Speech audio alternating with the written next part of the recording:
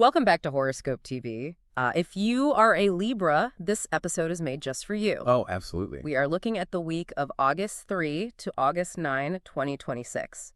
And you really, really want to pay close attention to this one because you're about to step into, well, basically one of the most beautiful, socially active, and lucky weeks of the entire year for your sign. It really is a massive week. Yeah, I mean, your ruling planet is finally coming home, your love life is about to completely sparkle, and you need to know exactly how to use this amazing energy, and also who might try to ruin your good mood, right? Right, because there's always someone. Yeah. But our mission today is to carefully analyze the astrological charts for this week so we can map out your love, your work, your health, and your friendships. It's a lot to cover. It is, but looking at the astro data right now, the charts are incredibly clear.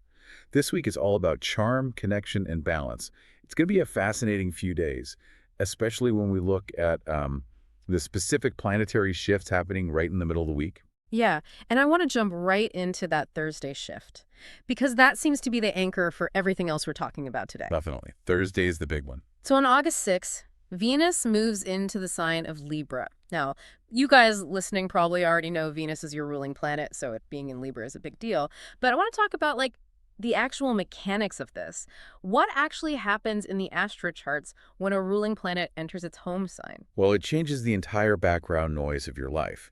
In astrology, we talk about a concept called domicile. Domicile. Okay. Yeah. That just means a planet is in the sign.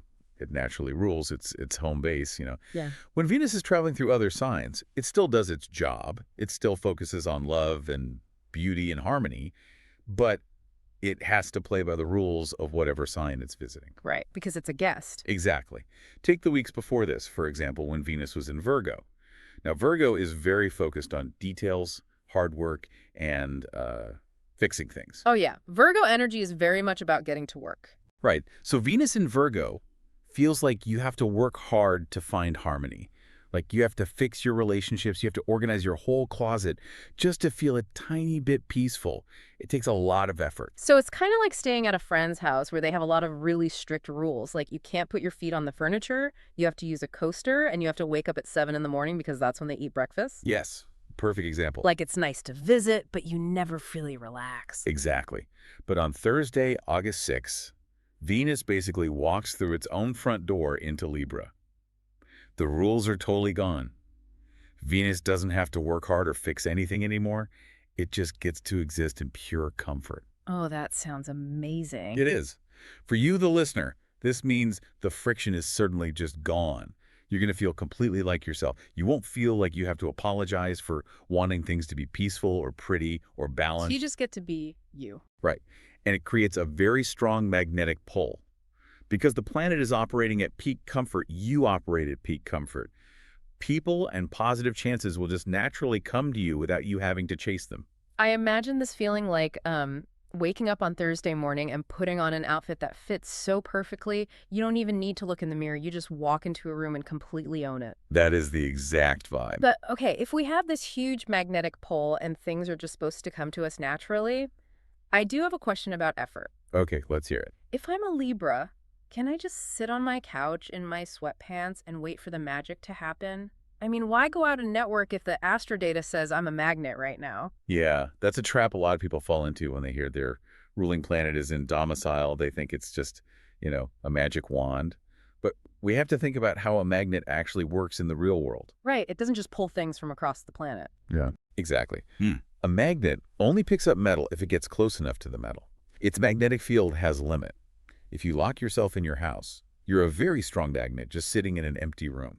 You aren't giving this amazing Venus energy anything to attract. Okay, so you have to actually put yourself in the path of opportunity. Like the luck doesn't just deliver itself like a pizza. Right. You have to go out into the world to give the magnet something to catch.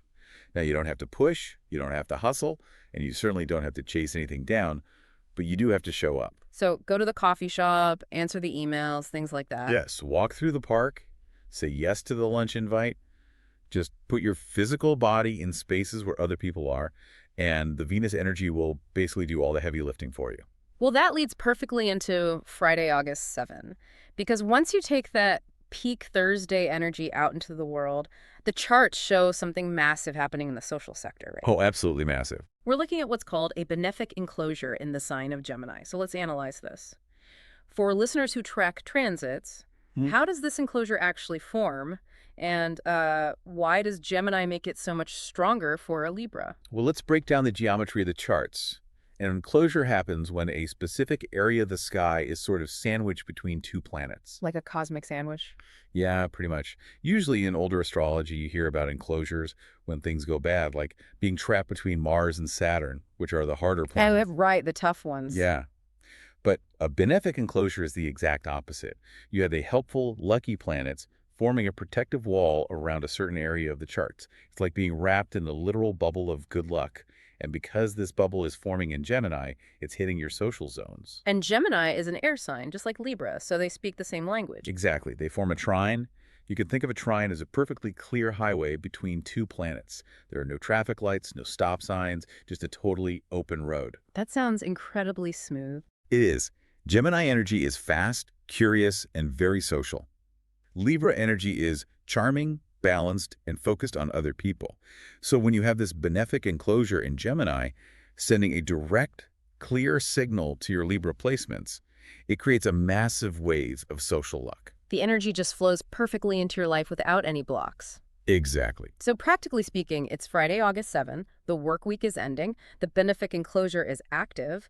How does a Libra actually step into this lucky bubble? This is the time to share ideas and connect with friends. Like you said, it's Friday, so the timing couldn't be better. Plan a gathering. If you get invited to a party, you need to go. Just say yes to everything social? Yeah. If your friend says they just want to grab a quick drink, say yes. Even if you don't have a big group of friends around, just going to a busy place where people are talking and laughing is going to charge you up.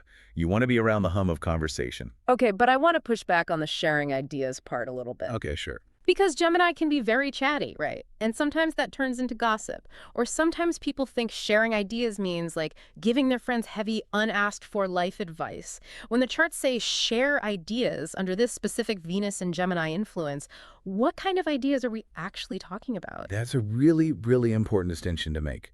Gemini loves information, but remember, Venus is the one steering your ship right now. Right. And Venus wants peace. Yes. Venus doesn't want heavy, serious life advice. What? Venus hates conflict. And Venus definitely doesn't want mean-spirited gossip because that just ruins harmony. The ideas you need to share right now are bright, positive, and beautiful. So ideas that lift people up. Yes, exactly. Talk about a book you just read that completely changed how you see the world. Talk about a movie with incredible art direction. Plan a fun trip. Keep it light. Keep it very light. Talk about a funny story that happened at the grocery store. The conversation should feel like fresh air. It should be engaging and happy. If you feel the conversation drifting into complaining or dragging someone else down, just use your Libra charm to steer it back to something fun.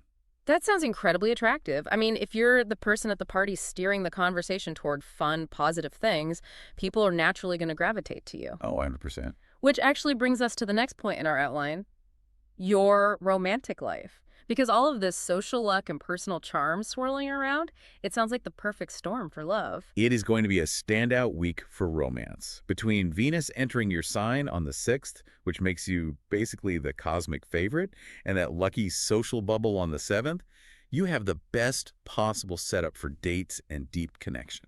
Let's talk about the single Libras first. If they go to that social event on Friday, what is the actual experience going to feel like? Are people going to just walk up to them out of nowhere? Yes, they really will. Because you're giving off this attractive, confident energy, you'll find that people simply want to be near you. You might notice strangers holding eye contact just a little bit longer than usual. Oh, wow.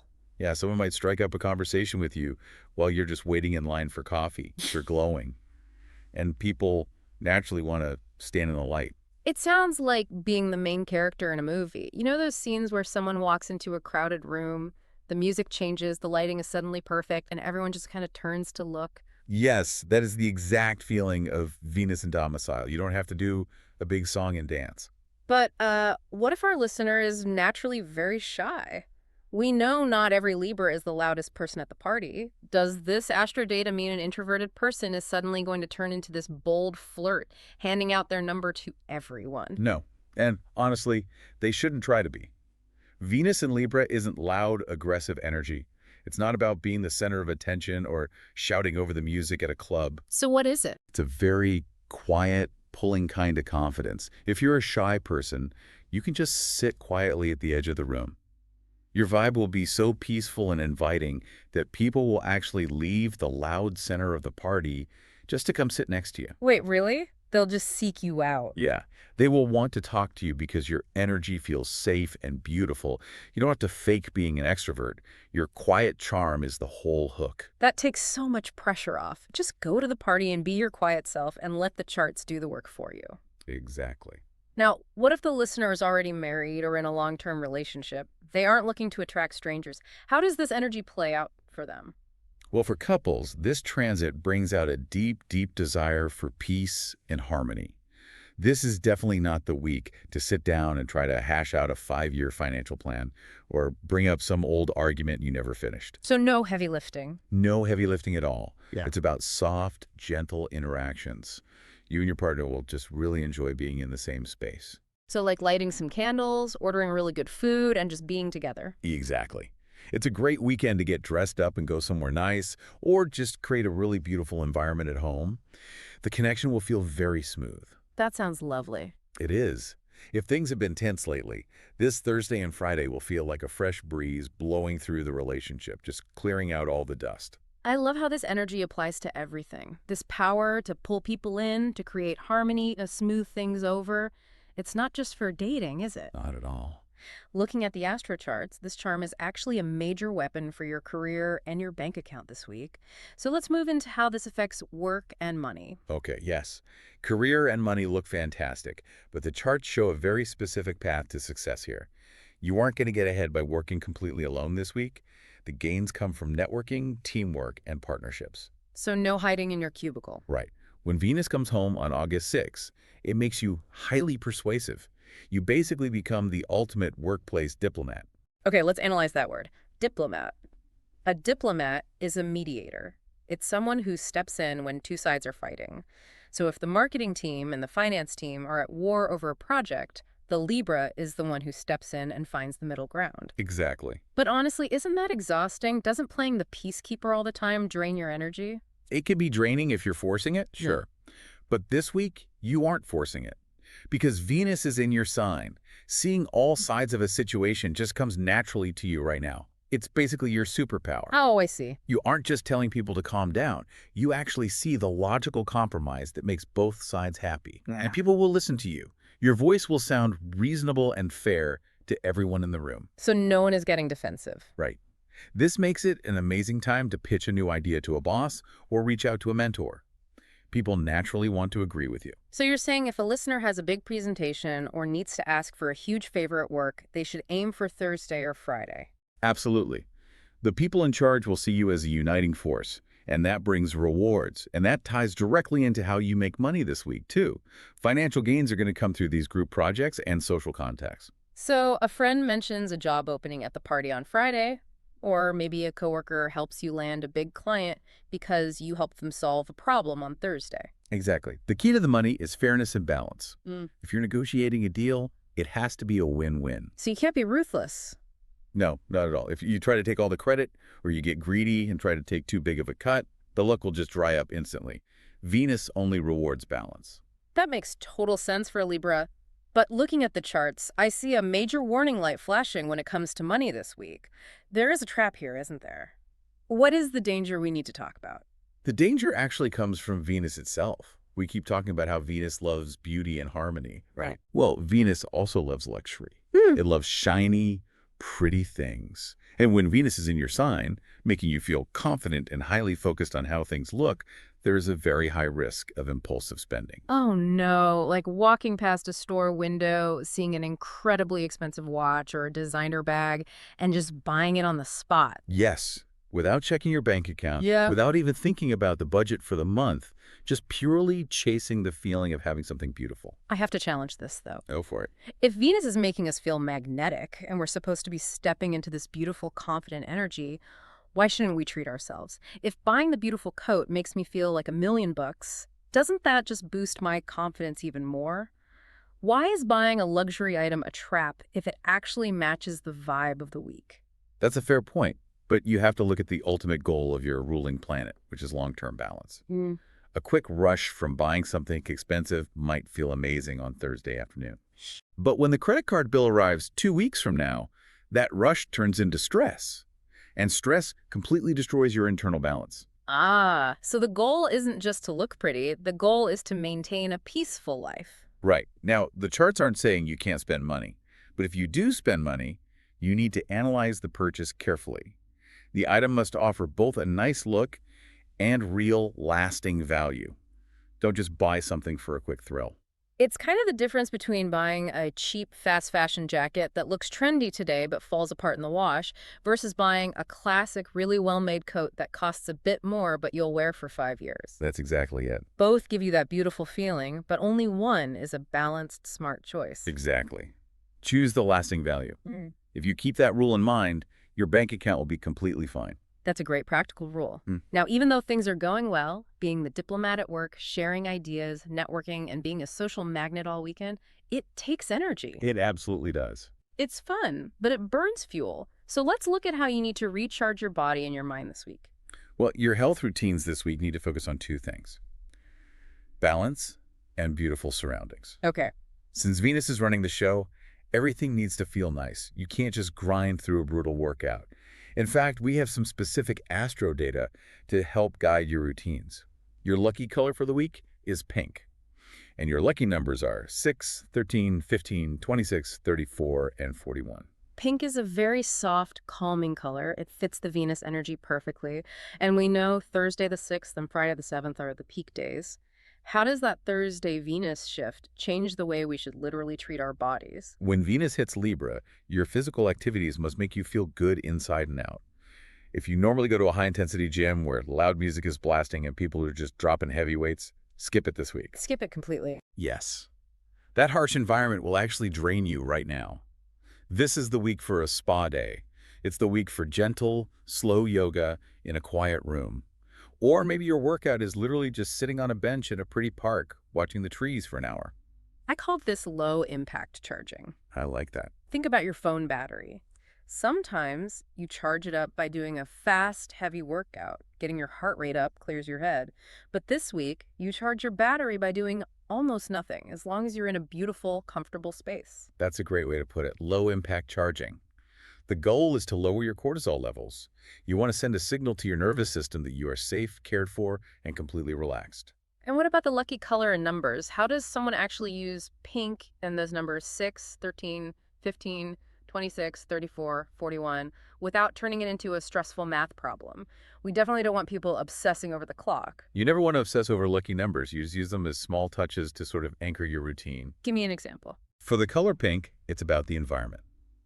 Buy some pink flowers and put them next to your yoga mat. Drink your water out of a pink cup. Or wear a soft pink shirt when you go to that Friday social event. Just subtle things. Yeah. And as for the numbers, let them be a soft guide for your habits. Set your meditation timer for exactly 15 minutes. Try to drink 6 glasses of water today. If you're doing stretches, hold them for 34 seconds. So it's just weaving them into the day naturally. Yes. And if you need to schedule a health appointment, try picking the 6th or 7th, or even booking the time at 1.26 or 2.34. It's just a fun, easy way to align with the charts. I really like that. It keeps it light. And that low-impact charging sounds especially important for Friday, because on August 7, when that benefic enclosure hits, you mentioned earlier that it's a great time for your mind, but only if you protect your peace. Yes. The benefic enclosure is amazing for your mental health, but only if you surround yourself with supportive people. If you end up in a stressful situation or someone tries to start an argument, your mental energy will just crash. You have to actively avoid fighting. Which brings us to the most important people to have around you. The charts show a very clear picture of who will help you maintain this peaceful, lucky vibe and who will, frankly, completely destroy it. Let's talk about your absolute best match for the week. Okay, your ultimate ally right now, whether it's talking about a best friend, a coworker, or a romantic partner, is an Aquarius. An Aquarius. Okay, let's analyze the planetary interactions here. What makes Aquarius the perfect match for a Libra right now? It's all about the perfect flow of air sign energy. Libra and Aquarius are both air signs, which means you process the world in very similar ways. You both value ideas, conversation, and fairness. Right. But let's look at the specific timeline of the charts. First, You have Venus entering Libra on August 6, making you want to connect. The very next day, August 7, the moon enters the sign of Gemini. And Gemini is the third air sign. Exactly. So now you have Venus in an air sign and the moon in an air sign.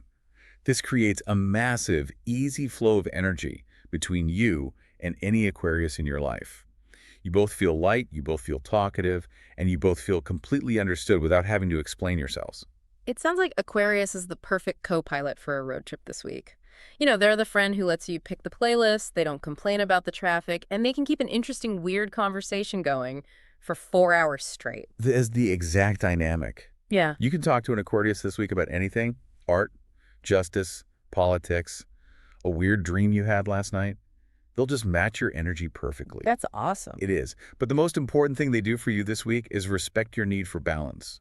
If you're a Libra trying to make a tough choice and you're weighing all the options, an Aquarius will never rush you.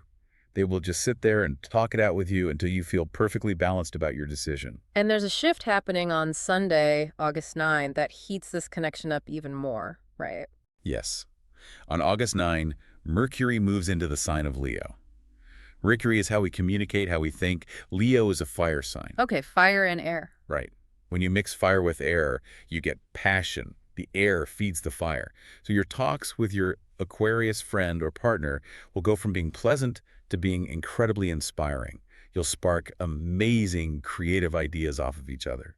Add in that Friday benefic enclosure, and going to any social event with an Aquarius is going to bring you both massive luck. What if someone is sitting here thinking, I don't really have an Aquarius in my inner circle. Should they go out looking for one? You don't need to force it, but if you're at that Friday party and you find out someone is an Aquarius, you should definitely pull up a chair. You're going to click instantly. All right, so Aquarius brings the sunshine and the great conversation. But looking at the astro data, there is a very dark, heavy cloud coming your way, and you need to see it coming so you can step around it. Let's talk about the worst match for the week. You have to be extremely careful here. Capricorn is your absolute worst match this week. Wow, okay. Interacting with them will literally feel like hitting a brick wall. They will ruin your sunny, relaxed mood faster than anyone else. That is a strong warning. Why is Capricorn such a total buzzkill for Libra right now? What is the mechanical clash in the charts? It's a fundamental clash in what you both value right now. Starting Thursday, your ruling planet Venus makes you want harmony, beauty, and creative flow. You want things to be easy. Right. Capricorn naturally is ruled by Saturn. Saturn is all about structure, rules, discipline, and hard work. But this week it gets a lot worse because of what's happening on Friday the 7th. Okay, so while Libra is enjoying the lucky bubble on Friday, what is happening to Capricorn? Well, the sun is currently in Leo, which is a proud, fiery sign. On August 7, the sun forms a trine to Saturn, which is sitting in Aries.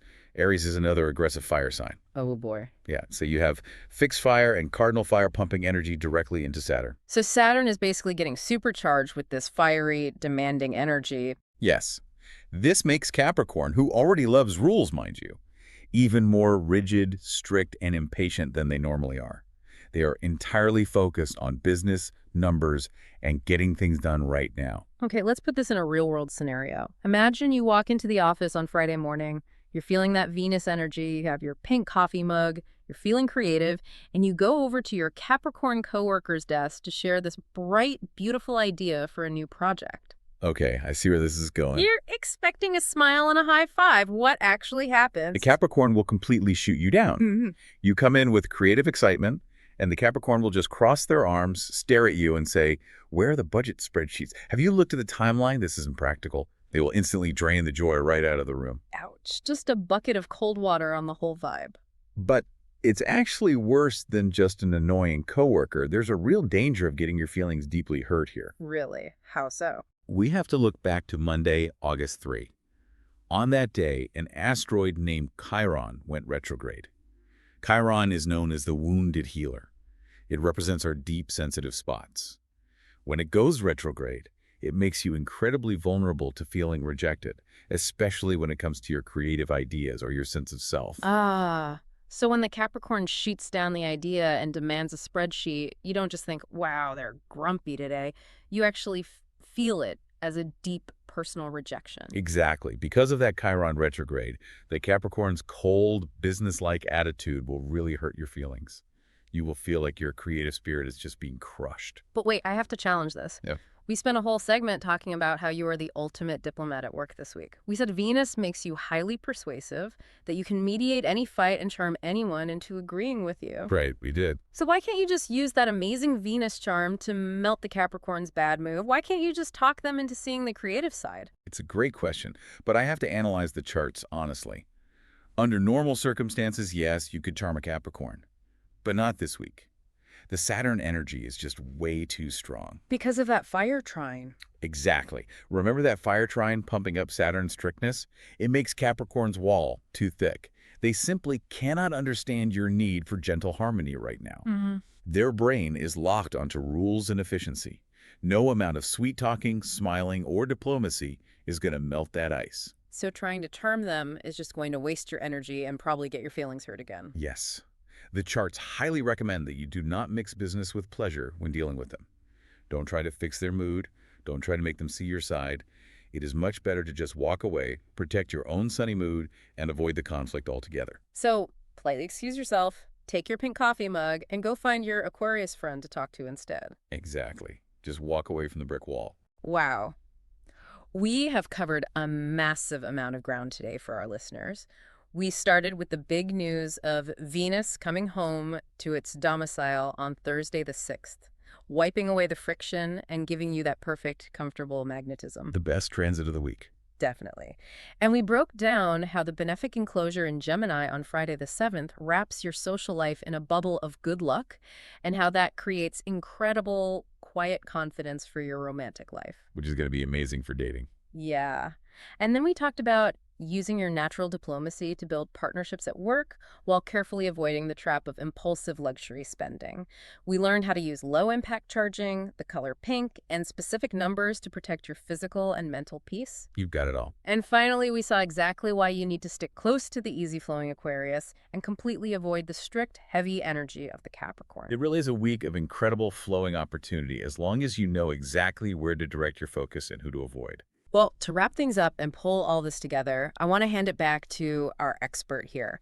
Can you leave the listener with one final thought, something for them to really think about as they step into this highly charged week? Absolutely. I want you to really think about this because you will be an absolute magnet for people. And good luck this week. Your biggest challenge isn't going to be finding good opportunities.